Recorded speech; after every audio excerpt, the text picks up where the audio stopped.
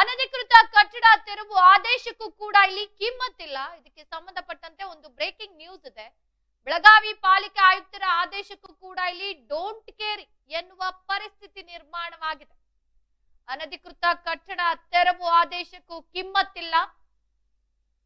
2023ರಲ್ಲಿ ಅನಧಿಕೃತ ಕಟ್ಟಡ ತೆರವುಗೊಳಿಸಲು ಆದೇಶವನ್ನ ಹೊರಡಿಸಲಾಗಿರುತ್ತೆ. 10ನೇ ಹೆಚ್ಚುವರಿ ಜಿಲ್ಲಾ ಮತ್ತು ಸತ್ರ ನ್ಯಾಯಾಲಯ ಈ ಆದೇಶವನ್ನ ಎತ್ತಿ ಹಿಡಿದಿರುತ್ತೆ. ಆಯುಕ್ತರ ಆದೇಶಕ್ಕೂ ಕೂಡ ಈಗ ಇಲ್ಲಿ ಕಿಮ್ಮತ್ತಿಲ್ಲದಂತಾಗಿದೆ. ಆಯುಕ್ತರ ಆದೇಶವನ್ನೇ ರದ್ದು ಮಾಡಲು ಏನಾದ್ರೂ ಅಧಿಕಾರಿಗಳು ಮುಂದಾದ್ರ ಎಂಬ ಪ್ರಶ್ನೆ ಈಗ ಇಲ್ಲಿ ಹುಟ್ಟಾಕಿದೆ. 1 ವರ್ಷ ಕಳೆದ್ರೂ ಕೂಡ ಕಟ್ಟಡವನ್ನ ತೆರವು ಮಾಡಿಲ್ಲ. ತೆರವು ಮಾಡದೆ ಮೀನಾಮೇಷವನ್ನ ಎಣಿಸ್ತಾ ಇದ್ದಾರೆ ಅಧಿಕಾರಿಗಳು. ಬೆಳಗಾವಿಯ ವಾರ್ಡ್ ನಂಬರ್ 44ರ ಸರ್ವೆ ನಂಬರ್ 55/4/4 ಕಟ್ಟಡ ಏನಿದೆ, ಈ ಕಟ್ಟಡವನ್ನ ತೆರವುಗೊಳಿಸಬೇಕಿತ್ತು. ತೆರವುಗೊಳಿಸಿ ಅಂತ ಆದೇಶ ಇತ್ತು. ಕಟ್ಟಡ ತೆರವುಗೊಳಿಸಲು ಹಣ ನೀಡುವಂತೆ AEE ಬೇಡಿಕೆ ಇಟ್ಟಿರುವಂತ ಆರೋಪ ಕೂಡ ಕೇಳಿ ಬಂದಿದೆ. ಉತ್ತರ ಭಾಗದ AEE ಅನೂಪ್ ನೋಜ್ ಮೇಲೆ ಗಂಭೀರ ಆರೋಪ ಕೇಳಿ ಬಂದಿರುವಂತದ್ದು. 1 ಲಕ್ಷ ರೂಪಾಯಿ ಕೇಳಿದ AEE ವಿರುದ್ಧ ಕಾನೂನು ಕ್ರಮಕ್ಕೆ ಈಗ ಆಗ್ರಹಿಸಲಾಗ್ತಾ ಇದೆ. ದೂರುದಾರ ನವೀದ್ ವಾಹಿದ್ ಸಿದ್ದಿಕಿ ಗಂಭೀರ ಆರೋಪವನ್ನ ಮಾಡಿರುವಂತದ್ದು. ಕರ್ತವ್ಯ ಲೋಪ ಎಸಗಿದ ಅಧಿಕಾರಿಗಳ ವಿರುದ್ಧ ಆಕ್ರೋಶಕ್ಕೆ ಈಗ ಒತ್ತಾಯವನ್ನ ಮಾಡ್ತಾ ಇದ್ದಾರೆ. ಏನೋ ಅನಧಿಕೃತವಾಗಿ ಕಟ್ಟಡ ತೆರವುಗೊಳಿಸುವಂತೆ 2023ರಲ್ಲೇ ಆದೇಶವನ್ನ ಹೊರಡಿಸಿದ್ರು ಕೂಡ ಇಲ್ಲಿ ಡೋಂಟ್ ಕೇರ್ ಎನ್ನುವ ಪರಿಸ್ಥಿತಿ ನಿರ್ಮಾಣವಾಗಿದೆ.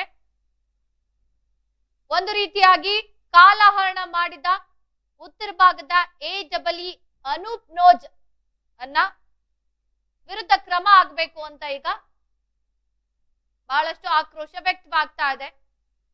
ಈಗ ಇದಕ್ಕೆ ಸಂಬಂಧಪಟ್ಟಂತೆ ಆಯುಕ್ತರ ಆದೇಶವನ್ನೇ ಎಲ್ಲೋ ಅಧಿಕಾರಿಗಳು ರದ್ದು ಮಾಡ್ಲಿಕ್ಕೆ ಮುಂದಾದ್ರ ಎಂಬ ಪ್ರಶ್ನೆ ಕೂಡ ಇಲ್ಲಿ ಕಾಡ್ತಾ ಇರುವಂತದ್ದು. ಹಾಗಾದ್ರೆ ಆಯುಕ್ತರ ಆದೇಶಕ್ಕೂ ಕೂಡ ಇಲ್ಲಿ ಬೆಲೆ ಇಲ್ವಾ? ಕಟ್ಟಡ ತೆರವು ಮಾಡಿ ಅಂತ ಆದೇಶ ಇದ್ದ ಮೇಲೆ ಆ ಕಟ್ಟಡವನ್ನ ತೆರವು ಮಾಡ್ಲಿಕ್ಕೆ ಮುಂದಾಗಿಲ್ಲ. ಮತ್ತೊಂದು ಕಡೆ ಆ ಕಟ್ಟಡವನ್ನ ತೆರವು ಮಾಡ್ಲಿಕ್ಕೆ AEE 1 ಲಕ್ಷ ರೂಪಾಯಿ ಬೇಡಿಕೆ ಇಟ್ಟಿದ್ದಾರೆ ಅನ್ನೋ ಒಂದು ಆರೋಪವನ್ನ ಕೂಡ ಮಾಡಿರುವಂತದ್ದು. ಹಾಗಾದ್ರೆ ಅಧಿಕಾರಿಗಳು ಏನ್ ಮಾಡ್ತಾ ಇದ್ದಾರೆ? ಅಧಿಕಾರಿಗಳ ಕೆಲಸವೇನು? ಇಷ್ಟು ರಾಜಾರೋಷವಾಗಿ ಹಣಕ್ಕೆ ಬೇಡಿಕೆ ಇಡ್ತಾರೆ ಅಂತ ಅಂದ್ರೆ ಎಲ್ಲಿಗೆ ಹೋಗ್ತಾ ಇದೆ ಸಮಾಜ?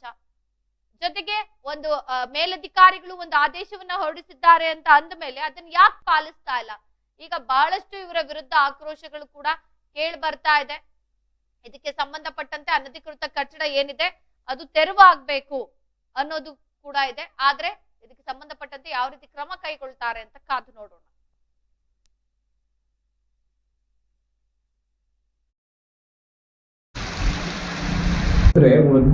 ಇವ್ರು ಏನ್ ಕೇಳ್ತಾರಂತಂದ್ರೆ ಇವ್ರು ಅಗ್ರಿಕಲ್ಚರ್ ಲ್ಯಾಂಡ್ ಅಲ್ಲಿಂದ ಕಟ್ಟ್ಯಾರ, ನನ್ ಒಬ್ರದ್ದು ಯಾಕೆ ಎಲ್ಲಾರು ನೋಡಿರಿ ಅಂತ ಹೇಳ್ತಾರ. ತಿಳಿತಲ್ರಿ? ಈಗ ಎಣ್ಣೆ ಆಗಿ ಲೇಔಟ್ ಆದ್ರೆ ಒಬ್ರದ್ದು ಹೊಡಿಬಹುದು ನಾವು ಹೋಗಿ. ಈಗ ಎಂಟೈರ್ ಏರಿಯಾ ಶೇತ್ಕಿ ಜಮೀನ್ರಲ್ಲಿ ಕಟ್ಟಿದಿರ್ತದೆ. ಆ ಕಂಪ್ಲೇಂಟ್ ಬರೀ ಇವ್ರ ಮೇಲೆ ಹಾಕ್ತಾರ. ಒಂದ್ ಕಾಲನಿ ಇದೆ ವ್ಯವಸಾಯ ಜಮೀನ್ರಲ್ಲಿ ಕಟ್ಟಿದ್ದು. ಏನ್ ಮಾಡ್ತೀರಿ ಹೇಳಿ? ಅದಕ್ಕೆ ಪರ್ಮಿಷನ್ ಕೊಟ್ಟಿದಾರ ಸರ್? ಪರ್ಮಿಷನ್ ಕೊಟ್ಟಿಲ್ಲ ಅಂದ್ರೆ ಎಲ್ಲ ಡೆಮಾಲಿಶ್ ಮಾಡಿ ವಿದೌಟ್ ಪರ್ಮಿಷನ್ ಹೆಂಗ್ ಕಟ್ಟಕ? ಅಗ್ರಿಕಲ್ಚರ್ ಲ್ಯಾಂಡ್ ಅದು. ಹಾನ್ ಸರ್, ನಾನು ಅದನ್ನೇ ಹೇಳ್ತಾ ಇರೋದು. ಯಾಕೆ ಅಲ್ಲಿ ಕಟ್ಟಕ್ಕೆ ಅಂದ್ರೆ ತಾವೇ ಪರ್ಮಿಷನ್ ಕೊಡ್ಲಿಲ್ಲ ಅಂದ್ರೆ ಅವ್ರು ಕಟ್ಟೋದಿಲ್ಲ. ಒಂದೇದು ಕಟ್ಟಿದಾದ್ಮೇಲೆ ನೀವು ಪರ್ಮಿಷನ್ ತಗೊಳ್ಳೋ ಕಟ್ಟಿದ್ರು ನೀವು ಟ್ಯಾಕ್ಸ್ ವಸೂಲಿ ಮಾಡ್ತೀರಾ 1 to 2 ಅಂತೇಳಿ. ಡಿಫ್ರೆಂಟ್ ಇಶ್ಯೂ ರೀ. ಟ್ಯಾಕ್ಸ್ ಈಗ ಅದೇ ತಲೆಯಲ್ಲಿ ಇರೋದು. ಇಲ್ಲ, ಟ್ಯಾಕ್ಸ್ ಕಟ್ತಿದ್ರೆ ಅದು ಎಲ್ಲ ಸಕ್ರಮ ಆಗಿದೆ ಅಂತ ಅಲ್ಲ. ಏನ್ರಿ ನ್ಯಾಯಾನುಸಾರ ಯಾವಾಗ ಏನ್ ಆಕ್ಷನ್ ತಗೋಬೇಕಾಗ್ತದ ಒಳಪಟ್ಟಿರುತ್ತದೆ ಅಂತೇಳಿ ಹಾಕಿರ್ತಾರ ಟ್ಯಾಕ್ಸ್ ಕಲೆಕ್ಟ್. ಈಗ 2023ರಲ್ಲಿ ಆದೇಶ ಆಗಿದೆ ಸರ್. 2000 ನೀವು ಹೇಳ್ತಾ ಇದ್ದೀರಿ 2020 ಅದು ಆದೇಶ ಪ್ರತಿ ನಮ್ಮ ಕಡೆ ಸಿಕ್ಕಿರ್ಲಿಲ್ಲ ಅಂತೇಳಿ. ಹಾಗಾದ್ರೆ ಆದೇಶ ಪ್ರತಿ ಇಲ್ಲದೇನೆ 2-3 ವರ್ಷ ನೀವು ಕೆಲಸ ಮಾಡಿದ್ರ ಅಂತ? ಆರ್ಡರ್ ಆಗಿದ್ದು ತಪ್ಪು ಸರ್. ಆದೇಶ ಪ್ರತಿ ನಿಮ್ ಕಡೆ ಇರ್ಲಿಲ್ಲ ಅಂದ್ರೆ ಯಾರ ಕಡೆ ಇರ್ಬೇಕ್ರಿ? ಇಲ್ಲ, ಈಗ ಸರ್ಕಾರ ಲಾ ಯಾರಿದ್ರು ಸರ್ ಅವಾಗ? ಉಮೇಶ್ ಮಾನ್ಶೆಟ್ಟಿ. ಹಾಗಾದ್ರೆ ಅವ್ರಿಗೆ ಗೊತ್ತಿರ್ಲಿಲ್ವಾ ಲಾ ಏನ್ ಚೇಂಜ್ ಆಗಿದೆ ಅಂತ ಹೇಳಿ? ಗೊತ್ತಿಲ್ಲ ಅವ್ರಿಗೆ. ಈಗ ಇದಕ್ಕೆ ಹೊಣೆಗಾರ ಯಾರು ಸರ್? ಮನೆ ಓನರ್? ಈಗ ಇಷ್ಟರಿ ಕಂಪ್ಲೇಂಟ್ ಏನ್ರಿ ಅವ್ರಿಗೆ ಇದು ಅನಧಿಕೃತವಾಗಿ ಅಲ್ಲ, ಇದನ್ನ ತಪ್ಪನ್ನ ನೀವು ಹೊತ್ಕೊಳ್ತೀರಾ ಅಥವಾ ಇಂಜಿನಿಯರ್ ಹೊತ್ಕೊಳ್ತಾರಾ ಅಥವಾ ಸೊ ಬಿಲ್ಡಿಂಗ್ ಪರ್ಮಿಷನ್ ಕೊಡೋ ಟೈಮಲ್ಲಿ ಅವರು CFE ತಗೊಂಡ್ ಬಂದಾರೆ, ಕನ್ಸೆಂಟ್ ಫಾರ್ ಎಸ್ಟಾಬ್ಲಿಷ್ಮೆಂಟ್. ಎಷ್ಟು ಲೀಟರ್ದು ಟ್ಯಾಂಕ್ ಕಟ್ಟಬೇಕು ತಗೊಂಡಾರೆ. ಇಲ್ರಿ ಇವರು ಹೊಸದು ಈಗ ಮತ್ತೆ ಕತೆ ಹೇಳಕತ್ತಾರೆ. ಅವರು ಕನ್ಸೆಂಟ್ ಫಾರ್ ಆಪರೇಷನ್ ತಗೋಬೇಕಲ್ಲ. ಸೊ ಕನ್ಸೆಂಟ್ ಆದೇಶ ತಪ್ಪಾಗೈತೆ ಅಂತ ಹೇಳ್ತಾರೆ. ಅವ್ರು ಪಾರ್ಷಿಯಲ್ ಕಂಪ್ಲೀಷನ್ ಬೇಕಾದ್ರೆ ಅಪ್ಲೈ ಮಾಡ್ಬೋದು. 19 ಫ್ಲಾಟ್ ಬಿಲು ಯಾವ ಫ್ಲೋರ್ಗೆ ಎಂಡ್ ಆಗುತ್ತದೆ ಅಲ್ಲ, ಪಾರ್ಷಿಯಲ್ ಅಪ್ಲೈ ಮಾಡಿದ್ರೆ ಪಾರ್ಷಿಯಲ್ ಕೊಡೋಣ. ಬೇಕಾದ್ರೆ ಕನ್ಸೆಂಟ್ ಫಾರ್ ಆಪರೇಷನ್ ತಗೊಂಡ್ ಬಂದ್ಮೇಲೆ ಆದೇಶ ಮಾಡೋ ಹೊತ್ನ್ಯಾಗ ಲಾ ಆಫೀಸರ್ ಸಲಹೆ ಸೂಚನೆ ತಗೊಂಡಿರ್ತಾರೆ ಇಲ್ರಿ ಸರ್. 19 ಫ್ಲಾಟ್ಸ್ ಹಾಂ ಮತ್ತೆ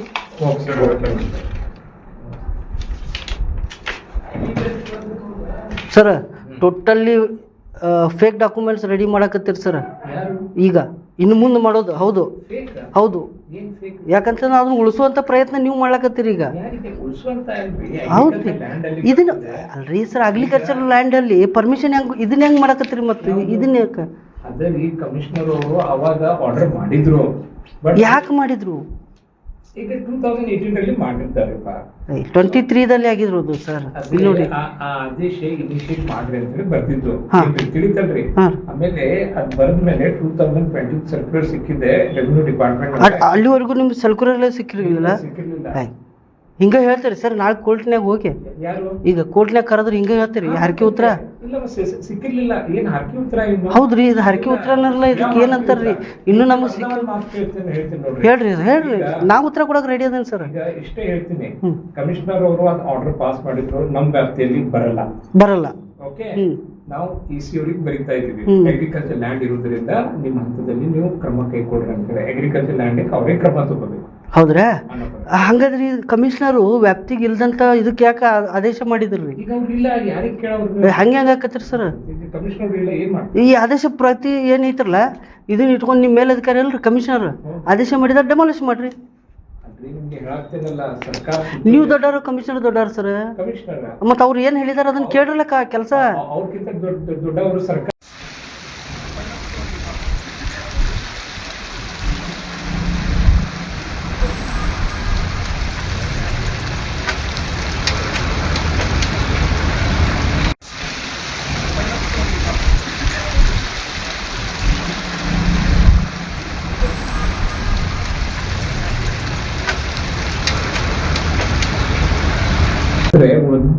ಇವ್ರು ಏನ್ ಕೇಳ್ತಾರಂತಂದ್ರೆ, ಇವ್ರು ಅಗ್ರಿಕಲ್ಚರ್ ಲ್ಯಾಂಡ್ ಅಲ್ಲಿ ಕಟ್ಟ್ಯಾರ, ನನ್ ಒಬ್ರದ್ದು ಯಾಕೆ ಎಲ್ಲಾರು ನೋಡಿರಿ ಅಂತ ಹೇಳ್ತಾರ.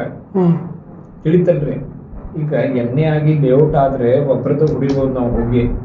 ಈಗ ಎಂಟೈರ್ ಏರಿಯಾ ಶೇತ್ಕಿ ಜಮೀನ್ರಲ್ಲಿ ಕಟ್ಟಿದಿರ್ತದೆ. ಆ ಕಂಪ್ಲೇಂಟ್ ಬರೀ ಇವ್ರ ಮೇಲೆ ಹಾಕ್ತಾರ. ಒಂದ್ ಕಾಲನಿ ಇದೆ ವ್ಯವಸಾಯ ಜಮೀನ್ರಲ್ಲಿ ಕಟ್ಟಿದ್ದು. ಏನ್ ಮಾಡ್ತೀರಿ ಹೇಳಿ? ಅದಕ್ಕೆ ಪರ್ಮಿಷನ್ ಕೊಟ್ಟಿದಾರ ಸರ್? ಪರ್ಮಿಷನ್ ಕೊಟ್ಟಿಲ್ಲ ಅಂದ್ರೆ ಎಲ್ಲ ಡೆಮಾಲಿಷ್ ಮಾಡಿ. ವಿದೌಟ್ ಪರ್ಮಿಷನ್ ಹೆಂಗ್ ಕಟ್ಟಕ್ಕ? ಅಗ್ರಿಕಲ್ಚರ್ ಲ್ಯಾಂಡ್ ಅದು. ಹಾಂ ಸರ್, ನಾನು ಅದನ್ನೇ ಹೇಳ್ತಾ ಇರೋದು. ಯಾಕೆ ಅಲ್ಲಿ ಕಟ್ಟಕ್ಕೆ ಅಂದ್ರೆ ತಾವೇ ಪರ್ಮಿಷನ್ ಕೊಡ್ಲಿಲ್ಲ ಅಂದ್ರೆ ಅವ್ರು ಕಟ್ಟೋದಿಲ್ಲ. ಒಳ್ಳೇದು, ಕಟ್ಟಿದಾದ್ಮೇಲೆ ನೀವು ಪರ್ಮಿಷನ್ ಕಟ್ಟಿದ್ರು ನೀವು ಟ್ಯಾಕ್ಸ್ ವಸೂಲಿ ಮಾಡ್ತೀರಾ 1 to 2 ಅಂತೇಳಿ. ಡಿಫ್ರೆಂಟ್ ಇಶ್ಯೂ ರೀ. ಟ್ಯಾಕ್ಸ್ ಈಗ ಅದೇ ತಲೆಯಲ್ಲಿ ಇರೋದು. ಇಲ್ಲ, ಟ್ಯಾಕ್ಸ್ ಕಟ್ತಿದ್ರೆ ಅದು ಎಲ್ಲ ಸಕ್ರಮ ಆಗಿದೆ ಅಂತ ಅಲ್ಲ. ಏನ್ರಿ, ನ್ಯಾಯಾನುಸಾರ ಯಾವಾಗ ಏನ್ ಆಕ್ಷನ್ ತಗೋಬೇಕಾಗ್ತದ ಒಳಪಟ್ಟಿರುತ್ತದೆ ಅಂತೇಳಿ ಹಾಕಿರ್ತಾರ. ಮತ್ತಷ್ಟು ಮಾಹಿತಿಯನ್ನ ಕೊಡ್ಲಿಕ್ಕೆ ನಮ್ಮ ಪ್ರತಿನಿಧಿ ನಾಗನಗೌಡ ದೂರವಾಣಿ ಸಂಪರ್ಕದಲ್ಲಿದ್ದಾರೆ.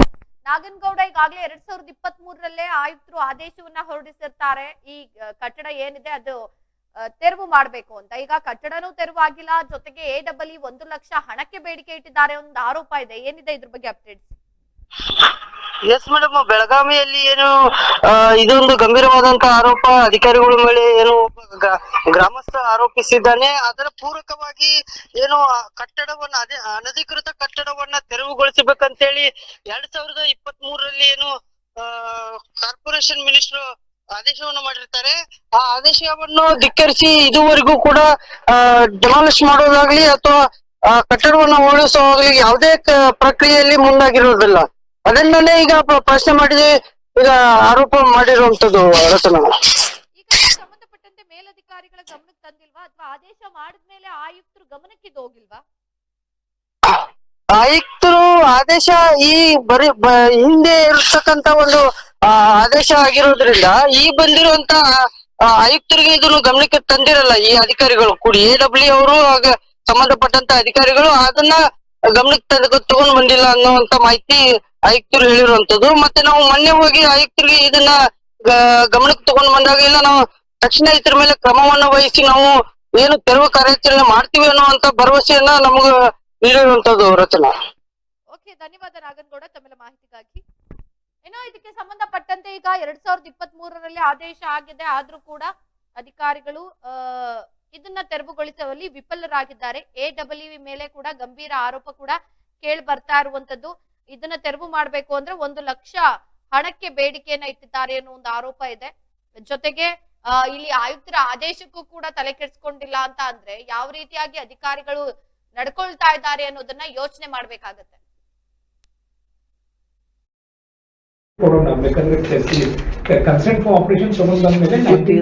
ಆದೇಶ ಮಾಡೋ ಹೊತ್ನ್ಯಾಗ ಲಾ ಆಫೀಸರ್ ಸಲಹೆ ಸೂಚನೆ ತಗೊಂಡಿರ್ತಾರಲ್ರಿ ಸರ್? ಮತ್ರಿ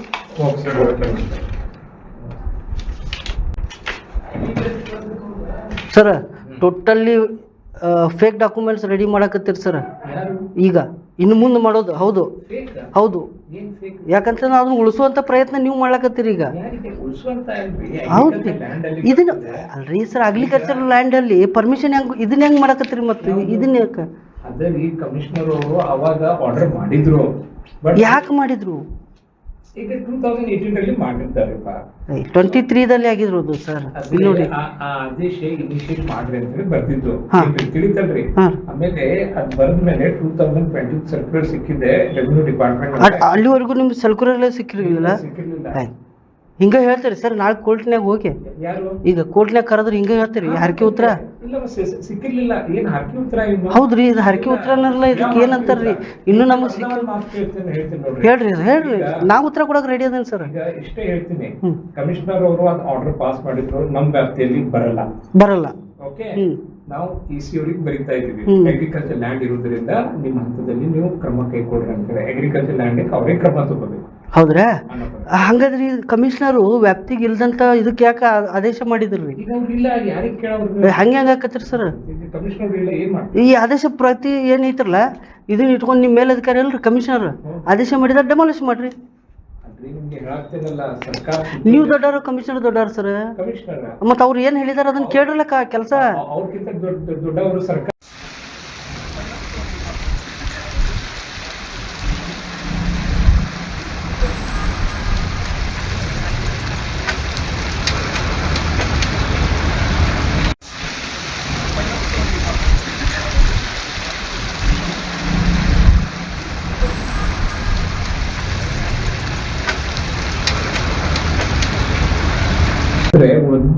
ಇವ್ರು ಏನ್ ಕೇಳ್ತಾರಂತಂದ್ರೆ, ಇವ್ರು ಅಗ್ರಿಕಲ್ಚರ್ ಲ್ಯಾಂಡ್ ಅಲ್ಲಿ ಕಟ್ಟ್ಯಾರ, ನನ್ ಒಬ್ರದ್ದು ಯಾಕೆ ಎಲ್ಲಾರು ನೋಡಿರಿ ಅಂತ ಹೇಳ್ತಾರ.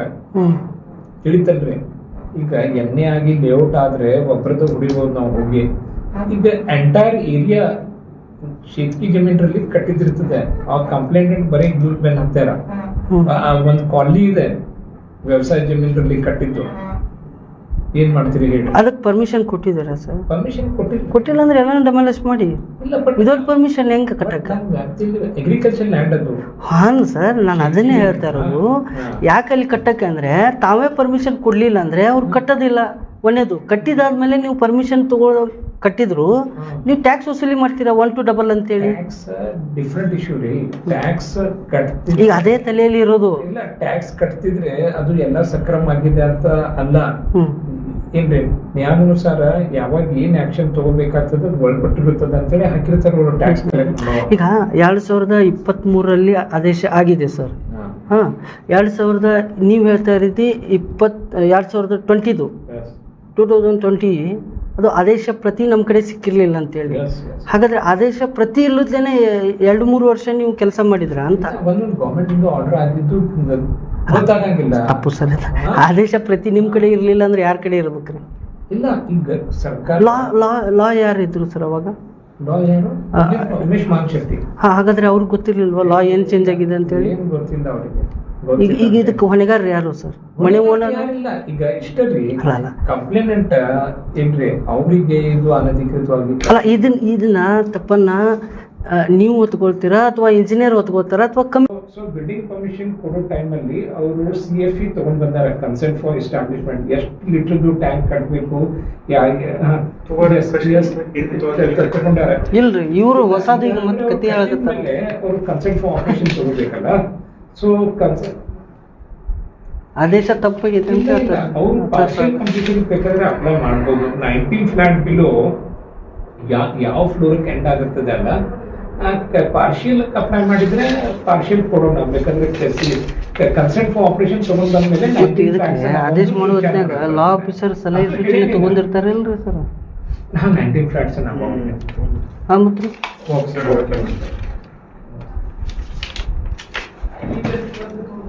Sir totally fake documents ready ಮಾಡಕತ್ತೀರಿ ಸರ್ ಈಗ, ಇನ್ನು ಮುಂದೆ ಮಾಡೋದು. ಹೌದು ಹೌದು, ಯಾಕಂತ ಅದನ್ನ ಉಳಿಸುವಂತ ಪ್ರಯತ್ನ ನೀವು ಮಾಡ್ಲಕತ್ತೀರಿ ಈಗ. ಹೌದು, ಇದನ್ನ ಅಲ್ರಿ ಸರ್. ಈಡೆನ್ಸ್ ಅಂತ ನ್ಯೂಸ್ ಚಾನೆಲ್ ಇಂದ ಕರೆ ಮಾಡ್ತಾ ಇದೀವಿ. ಒಂದು ವಿಚಾರಕ್ಕೆ ಕ್ಲಾರಿಟಿ ಬೇಕಿತ್ತು ಮೇಡಮ್. ಈಗ ಬೆಳಗಾವಿಯಲ್ಲಿ ನೀವು ಪಾಲಿಕೆ ಆಯುಕ್ತರಾಗಿದ್ದಂತ ಸಂದರ್ಭದಲ್ಲಿ ಈಗಲೂ ಕೂಡ 2023 ಒಂದು ಆದೇಶ ಹೊರಡಿಸಿರ್ತೀರಾ, ಒಂದು ಅನಧಿಕೃತ ಕಟ್ಟಡವನ್ನ ತೆರವು ಮಾಡಬೇಕು ಅಂತ. ಅದು ಇದುವರೆಗೂ ತೆರವಾಗಿಲ್ಲ. ಇದು ನಿಮ್ಮ ಗಮನಕ್ಕೆ ಬಂದಿದ್ಯಾ ಅಂತ? ಯಾವ ಇದು ಅಂತ ಹೇಳಿದ್ರೆ ಮೇಡಮ್, ಈಗ ಬೆಳಗಾವಿಯ ವಾರ್ಡ್ ನಂಬರ್ 44ರಲ್ಲಿ ಸರ್ವೆ ನಂಬರ್ 55/4/4 ಒಂದು ಕಟ್ಟಡ ಇರುತ್ತೆ. ಈ ಕಟ್ಟಡವನ್ನ ನೀವು ತೆರವು ಮಾಡಿರ್ಬೇಕು ಅಂತ 2023ರಲ್ಲೇ ನೀವು ಆದೇಶ ಹೊರಡಿಸಿದ್ರು ಕೂಡ ಇದುವರೆಗೂ ಅದು ತೆರವಾಗಿಲ್ಲ. 23ರಲ್ಲಿ ಆದೇಶ ಹೊರಡಿಸಿರೋದು, ಅದು ಕಾಪಿ ಸಿಕ್ಕಿದ್ರೆ ಅದು ಏನಕ್ಕೆ ತೆರವಾಗಿಲ್ಲ ಅಂತ ನೋಡ್ಬೋದು. ಓಕೆ, ಗಮನಕ್ಕೆ ಅದು ಬಂದಿಲ್ಲ.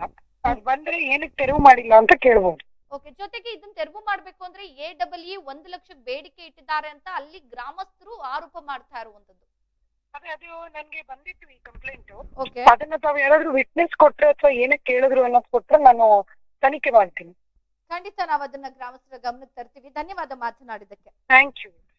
ಇನ್ನು ಇದಕ್ಕೆ ಸಂಬಂಧಪಟ್ಟಂತೆ ಬೆಳಗಾವಿ ಮಹಾನಗರ ಪಾಲಿಕೆ ಆಯುಕ್ತರಾದಂತಹ ಶುಭಾ ಅವರು ಹೇಳ್ತಾ ಇರುವಂತದ್ದು, ಈ ಸಂದರ್ಭದಲ್ಲಿ ಇದಕ್ಕೂ ಮುಂಚೆ ಆದೇಶ ಕೊಟ್ಟಿದ್ದೆ, ಆದ್ರೆ ಅದಕ್ಕೆ ಸಂಬಂಧಪಟ್ಟಂತೆ ನಂಗೆ ಡಾಕ್ಯುಮೆಂಟ್ಸ್ ಅಥವಾ ವಿಟ್ನೆಸ್ ಅಂತ ಬಂದ್ರೆ ನಾನು ಯಾಕೆ ತೆರವಾಗಿಲ್ಲ ಅಂತ ಅದನ್ನ ನನ್ನ ಗಮನಕ್ಕೆ ತರ್ತೀನಿ, ಜೊತೆಗೆ ಅದರ ವಿರುದ್ಧ ಕ್ರಮ ಕೈಗೊಳ್ತೀನಿ ಅನ್ನೋ ಒಂದು ಮಾತನ್ನ ಹೇಳ್ತಾ ಇದ್ದಾರೆ. ಇದಕ್ಕೆ ಸಂಬಂಧಪಟ್ಟಂತೆ ಈಗ ಅನಧಿಕೃತವಾಗಿ ಕಟ್ಟಡ ತೆರವುಗೊಳಿಸ್ಬೇಕು ಅಂತ ಆದೇಶ ಇದ್ರು ಕೂಡ ಇಲ್ಲಿ ಅಧಿಕಾರಿಗಳು ತಲೆ ಕೆಡಿಸ್ಕೊಂಡಿಲ್ಲ. ಜೊತೆಗೆ 1 ಲಕ್ಷಕ್ಕೆ ಬೇಡಿಕೆ ಇಟ್ಟಿದ್ದಾರೆ. ಇದಕ್ಕೆಲ್ಲ ಸಂಬಂಧಪಟ್ಟಂತೆ ಯಾವ ರೀತಿ ಮುಂದಿನ ದಿನಗಳಲ್ಲಿ ಕ್ರಮ ಕೈಗೊಳ್ತಾರೆ ಅಂತ ಕಾದು ನೋಡೋಣ. ಇಷ್ಟೇ ಹೇಳ್ತೀನಿ, ಕಮಿಷನರ್ ಅವರು ಒಂದು ಆರ್ಡರ್ ಪಾಸ್ ಮಾಡಿದ್ರು, ನಮ್ ವ್ಯಾಪ್ತಿಯಲ್ಲಿ ಬರಲ್ಲ. ಓಕೆ, ನಾವು EC ಅವ್ರಿಗೆ ಬರೀತಾ ಇದೀವಿ, ಅಗ್ರಿಕಲ್ಚರ್ ಲ್ಯಾಂಡ್ ಇರೋದ್ರಿಂದ ನಿಮ್ಮ ಹಂತದಲ್ಲಿ ನೀವು ಕ್ರಮ ಕೈಗೊಳ್ರಿ ಅಂತ ಹೇಳಿ. ಅಗ್ರಿಕಲ್ಚರ್ ಲ್ಯಾಂಡ್ ಅವರೇ ಕ್ರಮ ತಗೋಬೇಕು. ಹೌದ್ರಾ? ಹಂಗಾದ್ರಿ ಕಮಿಷನರು ವ್ಯಾಪ್ತಿಗೆ ಇಲ್ದಂತ ಇದಕ್ಕೆ ಯಾಕೆ ಆದೇಶ ಮಾಡಿದ್ರಿ? ಈಗ ಅವ್ರಿಲ್ಲ, ಯಾರಿಗೆ ಕೇಳೋರು? ಹಂಗೆ ಆಕತ್ರಿ ಸರ್. ಕಮಿಷನರ್ ಇಲ್ಲ, ಏನ್ ಮಾಡ್ತಾರೆ? ಈ ಆದೇಶ ಪ್ರತಿ ಏನೈತ್ರಲ್ಲ ಇದನ್ನ ಇಟ್ಕೊಂಡು ನಿಮ್ಮ ಮೇಲಧಿಕಾರಿ ಅಲ್ರಿ ಕಮಿಷನರ್ ಆದೇಶ ಮಾಡಿದ ಡೆಮಾಲಿಷ್ ಮಾಡ್ರಿ. ನೀವು ದೊಡ್ಡವರು, ಕಮಿಷನರ್ ದೊಡ್ಡವ್ರು ಸರ್. ಮತ್ತ ಅವ್ರು ಏನ್ ಹೇಳಿದಾರ ಅದನ್ನ ಕೇಳ್ರಲ್ಲ ಕೆಲಸ. ಅವ್ರಕ್ಕಿಂತ ದೊಡ್ಡವರು ಸರ್ಕಾರ.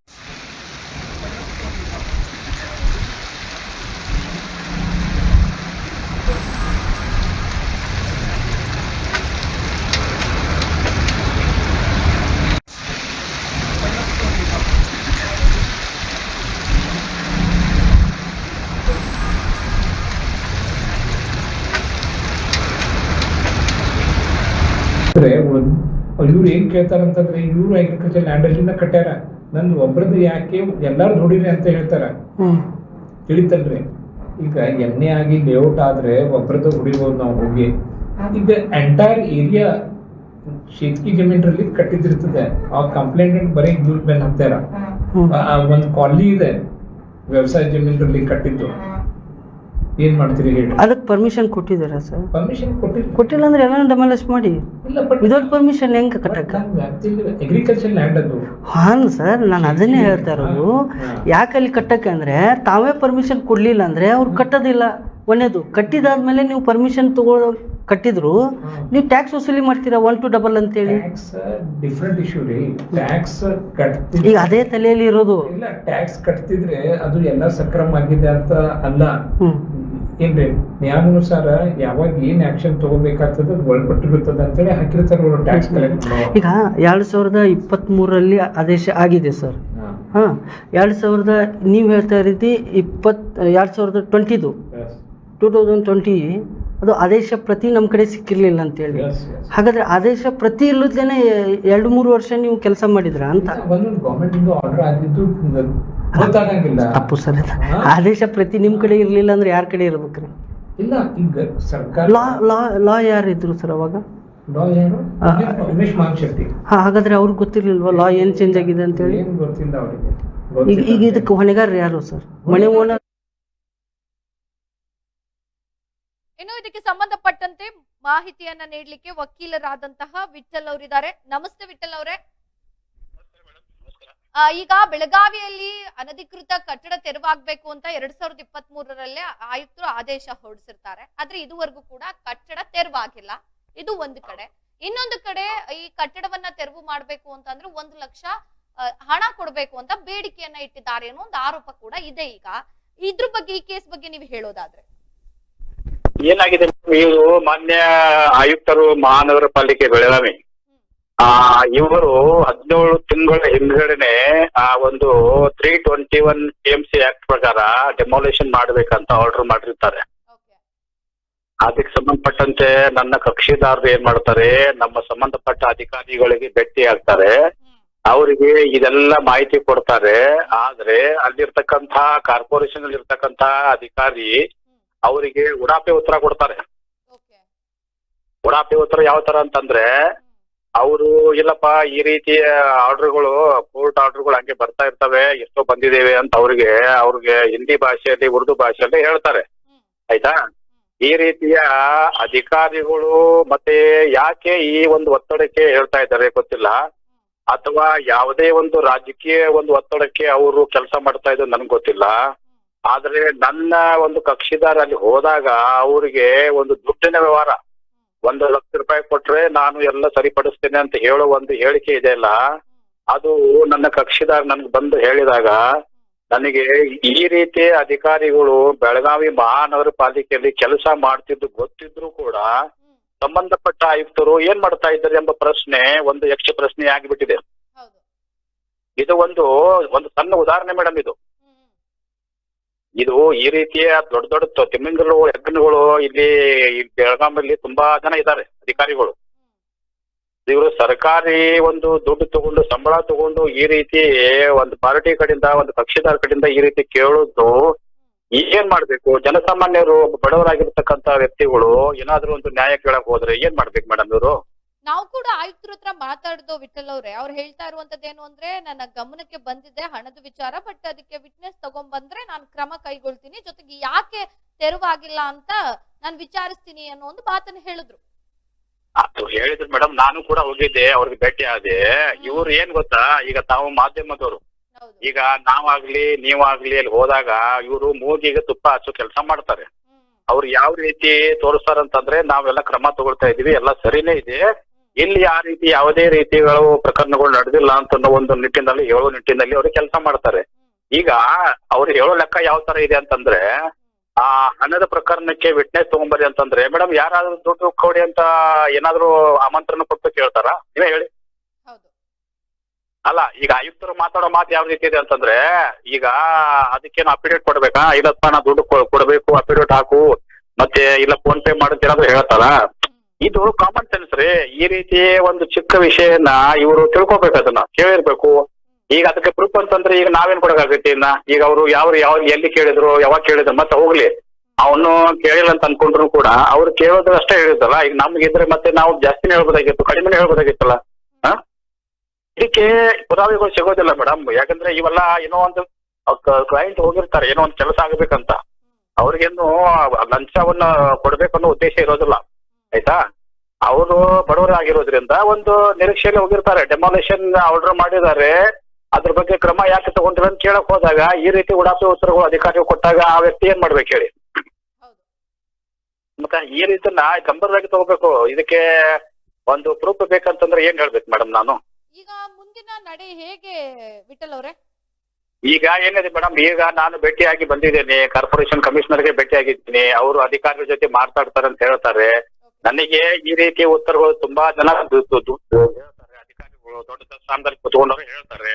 ನಾನು ಹೇಳಿದಲ್ಲ ಮೇಡಮ್, ಒಂಥರ ಯಾವ ತರ ವ್ಯವಸ್ಥಿತವಾದಂತ ಮೂಗಿಗೆ ತುಪ್ಪ ಹಚ್ಚುವ ಕೆಲಸ ವ್ಯವಸ್ಥಿತವಾಗಿ ಮಾಡ್ತಾರೆ. ನಮಗೆ ಆ ರೀತಿ ಭರವಸೆಗಳು ಬೇಕಾಗಿಲ್ಲ. ನನಗೆ ಕಾನೂನು ನಿಟ್ಟಿನಲ್ಲಿ ಈಗ ಒಂದು ಪ್ರಕರಣ ಬೆಳಗಾವಿಯಲ್ಲಿ ಆಗಿದೆ. ಇದಕ್ಕಿಂತ ಮುಂಚೆ 20 ಕೋಟಿ ದಂಡ ಒಂದು ಹೈಕೋರ್ಟ್ ಧಾರವಾಡದಲ್ಲಿ ಆಗಿರೋ ಪ್ರಕರಣ ತಮಗೆ ಗೊತ್ತಿರ್ಬೋದು.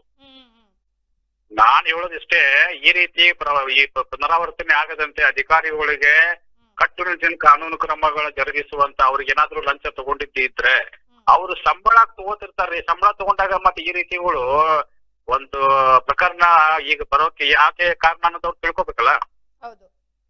ಅದನ್ನ ನಾನು ಹೇಳೋದು. ನಾನು ಮಾನ್ಯ ಆಯುಕ್ತರು ಕೆಲಸ ಮಾಡ್ತಾ ಇದ್ದಾರೆ ಅಥವಾ ಅವರಿಗೆ ಗಮನಕ್ಕೆ ಬಂದಿದೆ ನನಗೆ ಗೊತ್ತಿಲ್ಲ.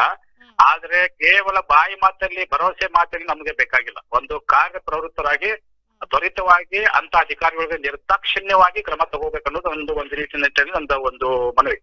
ಖಂಡಿತ ಧನ್ಯವಾದ ವಿಠಲ್ ಅವರೇ, ಈಡನ್ ಸ್ಮೈಲ್ ಜೊತೆ ಮಾತನಾಡಿದ್ದಕ್ಕೆ. ಇನ್ನು ಇದಕ್ಕೆ ಸಂಬಂಧಪಟ್ಟಂತೆ ಈಗ ಅನಧಿಕೃತ ಕಟ್ಟಡ ಏನಿದೆ ಇದನ್ನ ತೆರವು ಮಾಡಬೇಕು ಅಂತ ಈಗ ಇರುವಂತದ್ದು ಆದೇಶ. ಆದ್ರೂ ಕೂಡ ಆದೇಶಕ್ಕೆ ಇನ್ನು ಕಿಮ್ಮತ್ತಿಲ್ಲ. ಇದಕ್ಕೆ ಸಂಬಂಧಪಟ್ಟಂತೆ ಈಗ ಸಂತ್ರಸ್ತರ ಪರ ವಕೀಲರು ಹೇಳ್ತಾ ಇರುವಂತದ್ದು, ನಾನು ಕೂಡ ಹಲವು ಬಾರಿ ಭೇಟಿ ಮಾಡಿದ್ದೀನಿ. ಇವರು ಒಂದು ರೀತಿಯಾಗಿ ಮೂಗಿಗೆ ತುಪ್ಪ ಸವರುವಂತ ಕೆಲಸ ಮಾಡ್ತಾ ಇದ್ದಾರೆ. ನಮಗಿದು ಬೇಡ, ನಮಗ್ ನ್ಯಾಯ ಬೇಕು. ಆಯುಕ್ತರು ಏನ್ ಮಾಡ್ತಾ ಇದ್ದಾರೆ, ಇದಕ್ಕೆ ಸಂಬಂಧಪಟ್ಟಂತೆ ಕ್ರಮ ಯಾವಾಗ ಅನ್ನೋದನ್ನ ಅವರು ಪ್ರಶ್ನೆ ಮಾಡ್ತಾ ಇದ್ದಾರೆ. ನೋಡೋಣ ಆಯುಕ್ತರು ಗಮನಕ್ಕೆ ಬಂದಿದೆ, ಇದಕ್ಕೆ ಸಂಬಂಧಪಟ್ಟಂತೆ ಯಾವ ರೀತಿ ಕ್ರಮ ಕೈಗೊಳ್ತಾರೆ ಅಂತ. ತಾವೇ ಪರ್ಮಿಷನ್ ಕೊಡ್ಲಿಲ್ಲ ಅಂದ್ರೆ ಅವ್ರು ಕಟ್ಟೋದಿಲ್ಲ. ಒಂದೇದು ಕಟ್ಟಿದಾದ್ಮೇಲೆ ನೀವು ಪರ್ಮಿಷನ್ ಕಟ್ಟಿದ್ರು ನೀವು ಟ್ಯಾಕ್ಸ್ ವಸೂಲಿ ಮಾಡ್ತೀರಾ. ಬೆಳಗಾವಿ ಇವರು ಡಿಮಾಲಿಷನ್ ಆರ್ಡರ್ ಮಾಡಿದ್ದಾರೆ ಮತ್ತು 17 ತಿಂಗಳು ಆಯಿತು, ಇನ್ನೂವರೆಗೆ ಯಾವುದೇ ಪ್ರಕಾರದ ಅವ್ರ ಕ್ರಮ ಜರುಗಿ ಆಕ್ಷನ್ ನೈ ಲೇ ರಹೆ ಹೈ. ಮತ್ತು ಅವರನ್ನು ಕಾರ್ಪೊರೇಷನ್ ಅವ್ರು ನಮ್ಗೆ ಹರಾಸ್ಮೆಂಟ್ ಮಾಡಾಕ್ತಾರೆ. ಡಿಸ್ಪೈಟ್ ಆಫ್ ಕೋರ್ಟ್ ಆರ್ಡರ್ ನಮ್ ಹರಾಸ್ಮೆಂಟ್ ಮಾಡಾಕ್ತಾರೆ ಸರ್.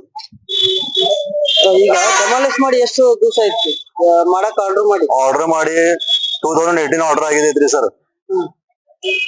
ಇದುವರೆಗೂ ಡೆಮಾಲಿಷ್ ಮಾಡಿಲ್ಲ, ಇನ್ನೂವರೆಗೆ ಡೆಮಾಲಿಷ್ ಮಾಡಿಲ್ಲ ಸರ್. ಏನ್ ಹೇಳಕತ್ತಾರ ಕೇಳಿದ್ರ? ಅದಕ್ಕೆ ಅವರ ಬ್ರೈಬ್ ಕೇಳ್ತಾ ಇದಾರೆ ಸರ್. 1 ಲಕ್ಷ ರೂಪಾಯಿ ಕೊಡ್ರಿ ಅಂತ ಕೇಳಾಕ್ತಾರ sir. Assistant executive engineer north. ಏನ್ ಹೆಸರು ಅನೂಪ್ ಕನೋಜ್.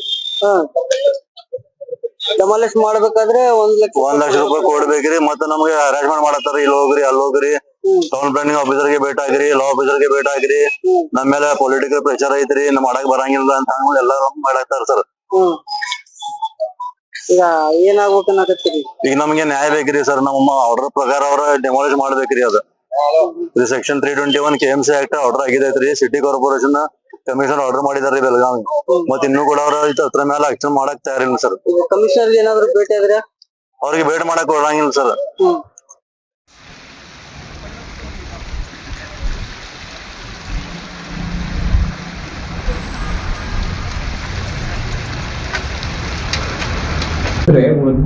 ಇವ್ರು ಏನ್ ಕೇಳ್ತಾರಂತಂದ್ರೆ, ಇವ್ರು ಅಗ್ರಿಕಲ್ಚರ್ ಲ್ಯಾಂಡ್ ಅಲ್ಲಿಂದ ಕಟ್ಟ್ಯಾರ, ನನ್ ಒಬ್ರದ್ದು ಯಾಕೆ ಎಲ್ಲಾರು ನೋಡಿರಿ ಅಂತ ಹೇಳ್ತಾರ. ತಿಳಿತಲ್ರಿ? ಈಗ ಎಣ್ಣೆ ಆಗಿ ಲೇಔಟ್ ಆದ್ರೆ ಒಬ್ರದ್ದು ಹೊಡಿಬಹುದು ನಾವು ಹೋಗಿ. ಈಗ ಎಂಟೈರ್ ಏರಿಯಾ ಶೇತ್ಕಿ ಜಮೀನ್ರಲ್ಲಿ ಕಟ್ಟಿದಿರ್ತದೆ. ಆ ಕಂಪ್ಲೇಂಟ್ ಬರೀ ಇವ್ರ ಮೇಲೆ ಹಾಕ್ತಾರ. ಒಂದ್ ಕಾಲನಿ ಇದೆ ವ್ಯವಸಾಯ ಜಮೀನ್ರಲ್ಲಿ ಕಟ್ಟಿದ್ದು. ಏನ್ ಮಾಡ್ತೀರಿ ಹೇಳಿ? ಅದಕ್ಕೆ ಪರ್ಮಿಷನ್ ಕೊಟ್ಟಿದಾರ ಸರ್? ಪರ್ಮಿಷನ್ ಕೊಟ್ಟಿಲ್ಲ ಅಂದ್ರೆ ಎಲ್ಲ ಡೆಮಾಲಿಷ್ ಮಾಡಿ. ಇಲ್ಲ, ಬಟ್ ವಿದೌಟ್ ಪರ್ಮಿಷನ್ ಹೆಂಗ್ ಕಟ್ಟಕ್ಕ? ಅಗ್ರಿಕಲ್ಚರ್ ಲ್ಯಾಂಡ್ ಅದು. ಹಾನ್ ಸರ್, ನಾನು ಅದನ್ನೇ ಹೇಳ್ತಾ ಇರೋದು. ಯಾಕೆ ಅಲ್ಲಿ ಕಟ್ಟಕ್ಕೆ ಅಂದ್ರೆ ತಾವೇ ಪರ್ಮಿಷನ್ ಕೊಡ್ಲಿಲ್ಲ ಅಂದ್ರೆ ಅವ್ರು ಕಟ್ಟೋದಿಲ್ಲ. ಒಂದೇದು ಕಟ್ಟಿದಾದ್ಮೇಲೆ ನೀವು ಪರ್ಮಿಷನ್ ಕಟ್ಟಿದ್ರು ನೀವು ಟ್ಯಾಕ್ಸ್ ವಸೂಲಿ ಮಾಡ್ತೀರಾ 1 to 2 ಅಂತೇಳಿ. ಡಿಫ್ರೆಂಟ್ ಇಶ್ಯೂ ರೀ. ಟ್ಯಾಕ್ಸ್ ಈಗ ಅದೇ ತಲೆಯಲ್ಲಿ ಇರೋದು. ಇಲ್ಲ, ಟ್ಯಾಕ್ಸ್ ಕಟ್ತಿದ್ರೆ ಅದು ಎಲ್ಲ ಸಕ್ರಮ ಆಗಿದೆ ಅಂತ ಅಲ್ಲ. ಏನ್ರಿ, ನಿಯಮಾನುಸಾರ ಯಾವಾಗ ಏನ್ ಆಕ್ಷನ್ ತಗೋಬೇಕಾಗ್ತದ ಒಳಪಟ್ಟಿರುತ್ತದೆ ಅಂತೇಳಿ ಹಾಕಿರ್ತಾರ ಟ್ಯಾಕ್ಸ್ ಕಲೆಕ್ಟ್. ಈಗ 2023 ಆದೇಶ ಆಗಿದೆ ಸರ್. 2000 ನೀವು ಹೇಳ್ತಾ ಇದ್ದೀರಿ 2020 2020 ನಾವು ಡಾಕ್ಟರ್ ಆಗಬೇಕು ಅಥವಾ ಇಂಜಿನಿಯರ್ ಆಗಬೇಕು ಅಂತಂದರೆ ಯಾವ ಅಕಾಡೆಮಿಗೆ ಹೋಗಬೇಕು, ಯಾವ ರೀತಿಯಾಗಿ ನಾವು ತರಬೇತಿಯನ್ನು ಪಡ್ಕೊಳ್ಬೇಕು ಅನ್ನೋಂಥದ್ರ ಮಾಹಿತಿನ ನಿಮಗೆ ನೀಡ್ತಾ ಇದ್ದೀವಿ. ನಮ್ಮ ಸಂಸ್ಥೆ ಎಕ್ಸೆಲ್ ಅಕಾಡೆಮಿಕ್ ಸಂಸ್ಥೆ 15 ವರ್ಷದಿಂದ ನೀಟ್ ಮತ್ತು CET JEE ಕೋಚಿಂಗ್ ಕೊಡ್ತಾ ಬರ್ತೀವಿ. ನಂಬರ್ 1 ಫ್ಯಾಕಲ್ಟೀಸಿಂದ ನಾವು ಟೀಚ್ ಮಾಡಿಸ್ತೀವಿ. ಅಂದರೆ ಇಂಡಿಯಾದ ನಂಬರ್ 1 ಫ್ಯಾಕಲ್ಟೀಸ್. ನಾವು ನೀಟ್ ಕ್ರ್ಯಾಶ್ ಕೋರ್ಸ್ನ ಕೊಡ್ತೀವಿ ಮತ್ತು CET ಕ್ರ್ಯಾಶ್ ಕೋರ್ಸ್ನ ಕೊಡ್ತೀವಿ. ಕ್ರ್ಯಾಶ್ ಕೋರ್ಸ್ನ ಸೆಕೆಂಡ್ PUC ಸೈನ್ಸ್ ಯಾರು ಓದ್ತಾ ಇದ್ದಾರೆ ಅಂಥ ಮಕ್ಕಳಿಗೆ ನಾವು ಕೊಡ್ತೀವಿ. ಸೆಕೆಂಡ್ PUC ಕಂಪ್ಲೀಟ್ ಆಗಿರೋ ಮಕ್ಕಳಿಗೂ ಕೂಡ ನಾವು ಈ ಕ್ರ್ಯಾಶ್ ಕೋರ್ಸ್ನ ಕೊಡ್ತೀವಿ. ಪ್ರತಿದಿನವೂ ಕೂಡ ನಾವು ಡೈಲಿ ಟೆಸ್ಟ್ ಕಂಡಕ್ಟ್ ಮಾಡ್ತೀವಿ. ಅದು ಇವತ್ತೇನು ಪಾಠ ಆಗಿದೆಯೋ ನಾಳೆ ಡೈಲಿ ಟೆಸ್ಟ್ ಕೊಡ್ತೀವಿ. ನಮ್ಮ ಎಕ್ಸೆಲ್ ಅಕಾಡೆಮಿಲಿ ಒಂದು ವಿಶೇಷತೆ ಏನಂದರೆ ಒಂದೇ ಕಡೆ ಹಾಸ್ಟೆಲ್, ಒಂದೇ ಕಡೆ ಕೋಚಿಂಗ್. ಮಕ್ಕಳು ಒಂದ್ಸತಿ ಕ್ಯಾಂಪಸ್ಗೆ ಎಂಟ್ರಿ ಆದರೆ ಅವ್ರ ಕೋರ್ಸ್ ಮುಗಿಸ್ಕೊಂಡೇ ಆಚೆ ಹೋಗಬೇಕು. ಆ ಥರ ವ್ಯವಸ್ಥೆ ಮಾಡಿರ್ತೀವಿ. ತೆಲಂಗಾಣ, ಆಂಧ್ರ, ಡೆಲ್ಲಿ ಆ ಕಡೆಯಿಂದ ಕರೆಸಿ ನಾವು ಫ್ಯಾಕಲ್ಟೀಸ್ನ ನಂಬರ್ 1 ಫ್ಯಾಕಲ್ಟೀಸ್ನ ಟೀಚ್ ಮಾಡಿಸ್ತೀವಿ. ಎಕ್ಸಾಮ್ಗೆ ಹೋಗೋಕ್ಕಿಂತ ಮುಂಚೆ ಮಾದರಿ ಎಕ್ಸಾಮ್ನ ಒಂದು 15-20 ಎಕ್ಸಾಮ್ ಕೊಡ್ತೀವಿ ನಾವು.